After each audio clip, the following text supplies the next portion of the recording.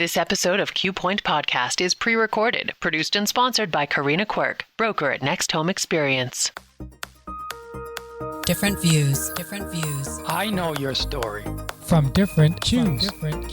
Incredible job. He's David Quirk. You brought it up. And she's Corenna Quirk. Imagine. This is Q Point. Thank you for joining us for part 2 with Assistant District Attorney for Penobscot and Piscataquis counties, Chelsea Lynds. So we talked about the courthouse. Let's talk about the jail. Yeah, we really need this new jail for every reason that you can think of. The jail that we have is not the most cost-effective thing to keep the jail that we have. It is not the most humane thing. It's not the best for defendants in terms of rehabilitation, recidivism, diversion. That's something I hear a lot. Well, we should be investing in diversion. We can't invest in anything because all of our money goes to keeping our jail semi-functional. So we can't do anything right now at all except keep the jail open. And it's just not functional or practical. One example I always think of is I had a case that actually just finished. I just had the trial in February. This guy, let's see, it would have been 2023, I guess it started. His daughter, who was 8 at the time, her mother had been talking to her about modesty, basically not showing her body parts and things like that. And the victim had said to her mother, well, Daddy shows me his. So the child was taken for an interview and an investigation was done. And eventually she had disclosed to an officer that her father, the defendant, had been raping her for quite some time every time her mother would go out of town for her work. The child had been seen at St. Joe's by a safe nurse who, they're wonderful. I know you all have had Carrie on here. She's great. And they really saved this case because this child really struggled to testify. She really, really struggled. And when she was seen at St. Joe's, it had been a couple of days since she disclosed, and a lot of nurses would not have even done a sex assault kit at that point because the likelihood of getting evidence kind of dwindles with time. But this safe nurse, she did. She wanted to make sure she got the sexual assault kit done. And the child was she did not want to be touched and she did not want to be swabbed. So this safe nurse had taken the time to play music with her, spend time with her, and then she taught her how to self-swab. She taught her about her body parts and everything like that, and she let this child do the swabbing. And we got sperm from that sexual assault kit. There was not enough to get a full DNA profile, but there was enough to say that this is male sperm from ejaculate. The defendant was being held in Penobscot County Jail. And he was also very physically abusive to this child's mother. And both of these things had come out right around the same time. He had charges pending for both. So while he's in jail pretrial waiting for this, he had a high bail, as he should have, and he hung himself. He didn't die. He was taken to the hospital. And I remember the first report that I got from Northern Light was he can't or won't respond. So he wasn't talking, he wasn't moving, he wasn't getting up, feeding himself, toileting himself, nothing. He just was laying there. They suspected that he had an anoxic brain injury from oxygen deprivation from this hanging, but they really didn't know.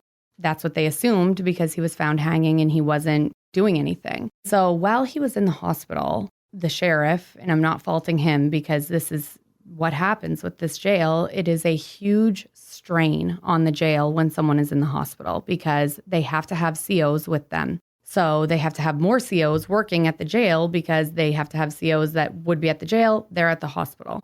The sheriff was telling me and the jail admin, we've got to do something. We've got to reduce this guy's bail or dismiss his charges, something, because we can't keep paying. We're bleeding out thousands on just sitting at the hospital while he just lays in a bed. And I was like, I am not doing that. I'm not dismissing the case. I'm not reducing his bail. This guy's a monster. I am not going to do that. And we really were going back and forth for a while about this. And then finally, the hospital's like, he's not really getting any medical treatment. He's just laying here. But our jail is like, well, we can't tend to him. We can't toilet him and feed him and watch him all the time. We don't have the infrastructure for that. So he was, and this is very rare, but he was taken to DOC, to like an infirmary bed. So there was an emergency motion, a Title 15 motion to assess his competency. Now, normally what happens is that if somebody is declared not competent, then we wait a couple months and their competency is reassessed to see their restorability, how likely they are to be able to become competent. But this was really a high pressure situation because he was this huge burden on the jail.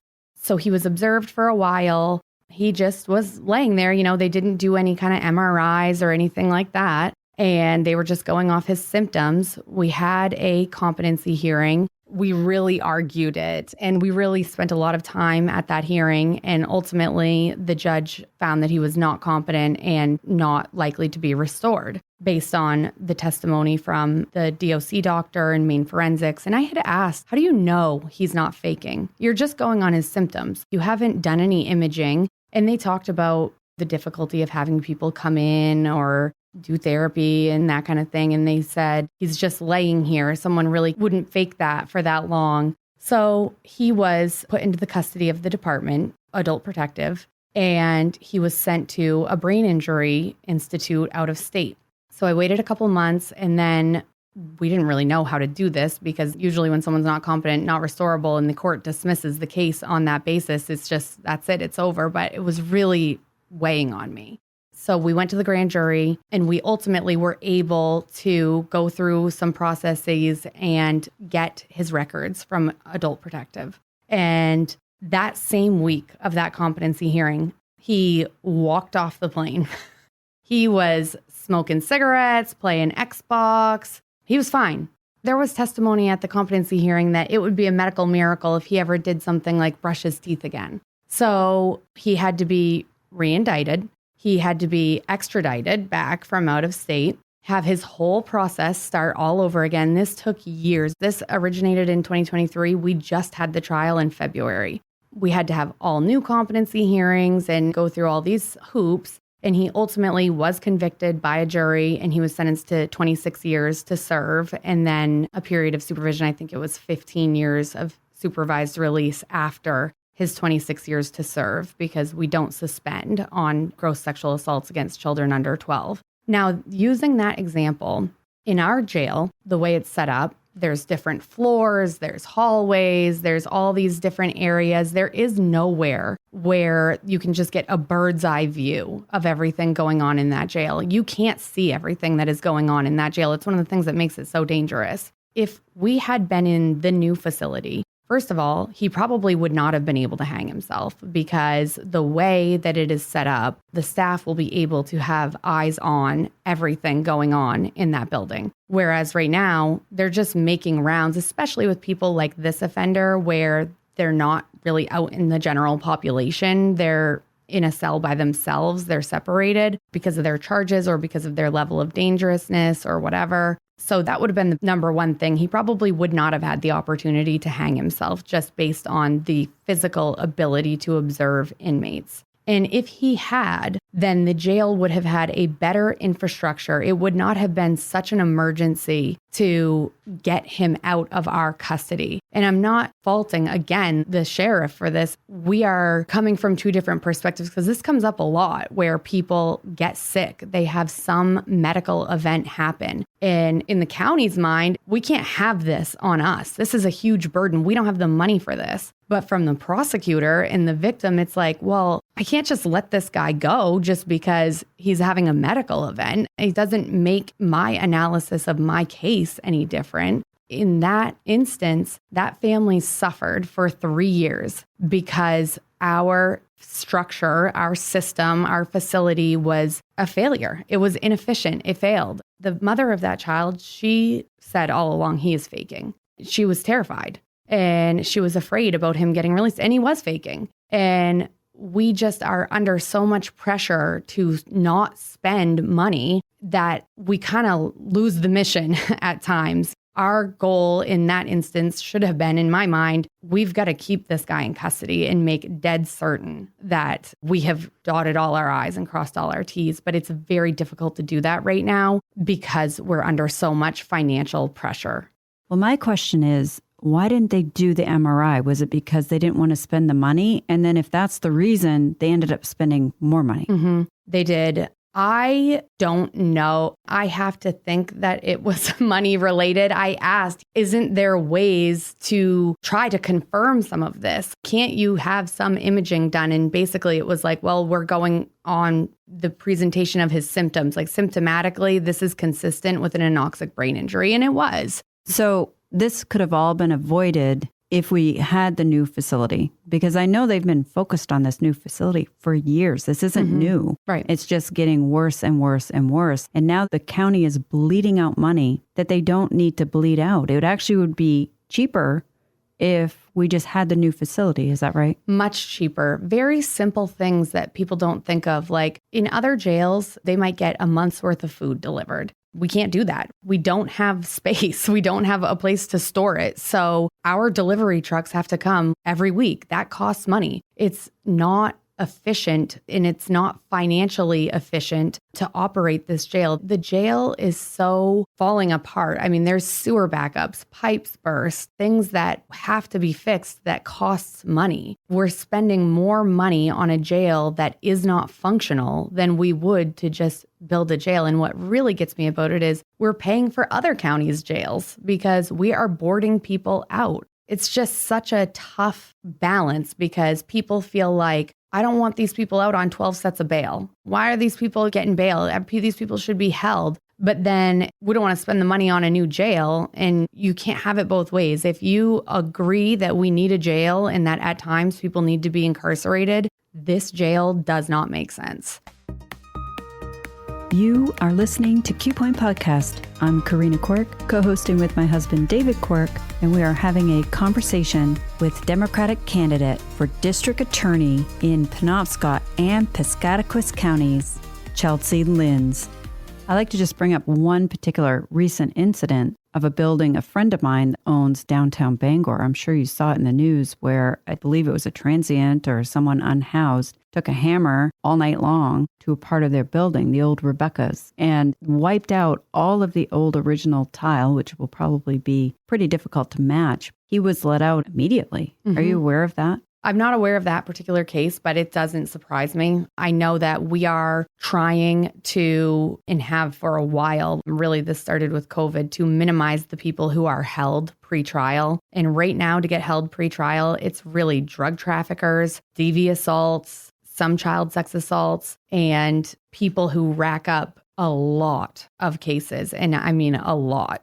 So if we had the new facility, would there be an opportunity to actually keep people in jail that damage small businesses? Because it is happening. Well, there would certainly be less pressure to get people out of the county jail and not hold them. But also it would be a better place to stabilize people. Right now, when you bring in someone who is in active addiction or in a serious mental health episode, county jail is like basically the worst place they can be, honestly. It really decompensates people. They are in a holding cell with a lot of foot traffic going around. They're literally in a glass fishbowl, basically, which is not conducive to someone who is having a schizophrenic episode or going through withdrawal. But there's no alternative. There's nowhere in the jail to put them safely where they can be monitored except for in holding. So people say, well, jail isn't the place for these people. And that is great. I wholeheartedly agree. But unfortunately, that is where they end up. There is no one coming to the transients to say, well, here, let me give you med management. Let me come hold you against your will and give you med management. If that is what the situation comes to, county jail is where they go. And we, with a new facility, would be able to have more mental health services and drug rehabilitation services that we cannot have in this jail. We don't have the space for it. And the jail is not safe to bring civilians into. We cannot bring people into this jail. We don't have the infrastructure, and it would be a huge liability. So that is one thing. When people are waiting to go, say, to Dorothea Dix because they are not competent, they are just sitting in county jail languishing. They're not getting better. They're just getting worse. And we could be using the county jail time to try to meet people where they are at. That's the thing. I will hear in Augusta sometimes the sentiment that we should be putting services into the prisons because people are there longer. Their sentence is going to be 9 months or longer if they're in prison. But people usually don't go to prison on their first whack. They spend a lot of time in county jail. That is where your low-level criminal addict is going to be. That is where your mentally ill transients are going to be. And we can all agree that's not the place for them. That is not where they should be. That's not the response that they should get. But if we accept the fact that that is where they end up, then I feel like we have an obligation to provide for them in the best way that we can and try to get them some help while they are there, rather than just holding them in a cell like the dog pound or something. So how's it going over at Eastern Maine Community College? Good. I teach criminal law there, and then I also co-teach report writing and testifying, and I really enjoy that. They have been so receptive to trying to build out a pathway for students to come get their first 2 years in and go on to law school. We're still working on that. We have a couple students who have taken the LSAT. They're in pursuing their bachelor's right now. And I think that's just great. I'm so grateful for them because we really, really need more lawyers. I know we need more professionals in general, but all of the problems with the defense attorney shortage and the prosecutor shortages and all of this, the bottom line is we're going to keep having this problem until we work on creating and attracting young professionals in the northern half of the state in particular. Now, I know you're young, but I got to ask you a question. You have a full-time day job. Yes. You teach at night. You have a daughter. And you have animals. Yes, I do. I have lots of animals.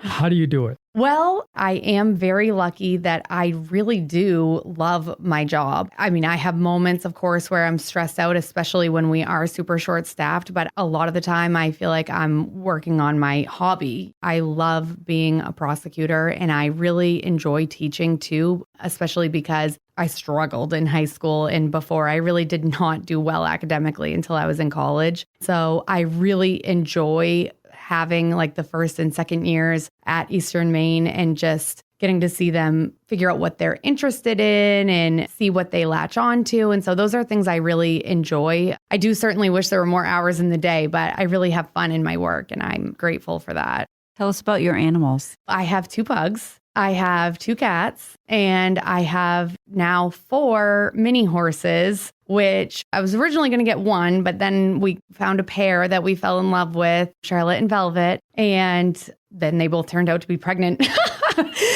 So the woman I got them from had said, oh, well, there's a possibility that Charlotte could be pregnant, but, I have no reason to think that she is. And so then the vet came to check them out. I've never had farm animals. This was like totally just a adventure for my daughter and I when we got our house. And the vet came and she's like, oh, yep, Charlotte's pregnant. Congratulations. And then she's like, well, we'll just take a look at Velvet. And she's like, oh, congratulations. Velvet's pregnant too. I'm like, oh my God, what am I going to do? I was telling my daughter the whole time they were pregnant, we're not keeping the babies. We are not keeping the babies. But then I was just so in love and I'm like, okay, well, we can keep one of the babies, but we're not going to keep both. And now we've got 4. They're not going anywhere. We love them. They're the best. Of course, you keep both. Yes. Yeah.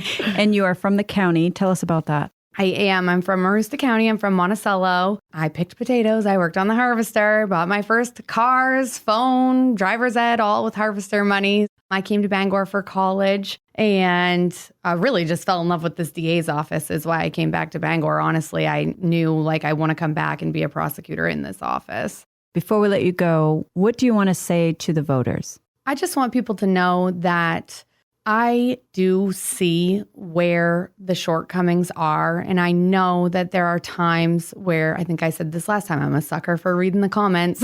And I know that there are times where people feel outraged. And I just want people to know that we are doing the best we can. There are going to be times where we fall short, and there are going to be times where cases are not resolved the way that maybe we all would want them to be, but we're doing everything that we can to fight for the right outcome. And what I really want to do is make the system work better for everyone, defendants, victims, prosecutors, the public, everyone. And that's really why I'm running. Assistant District Attorney for Penobscot and Piscataquis counties, Chelsea Lynds. Thank you so much for joining us again. Thank you. Yes, thank you very much. You've been listening to Q Point. Follow us at QPointPodcast.com or on your favorite streaming app. This is where you can get the news from the people who make the news. Make sure to join us next time. We hope you tune in. Q Point Podcast invites guests and candidates from all parties to join the conversation. The views, information, opinions, and comments expressed during this program do not necessarily represent those of the host, Q Point Podcast, associates, affiliates, and CQRE LLC. Thanks for being a part of the conversation. The most important voices aren't always the loudest ones. They're the voices of everyday people, raising families, running businesses, serving their towns. That's who we want to hear from. Share your ideas with us online, and let's make sure those voices are never left out. Find us on Facebook or on X or at qpointpodcast.com. We look forward to hearing from you. Catch every episode at qpointpodcast.com or wherever you stream. Tune in and tell your friends.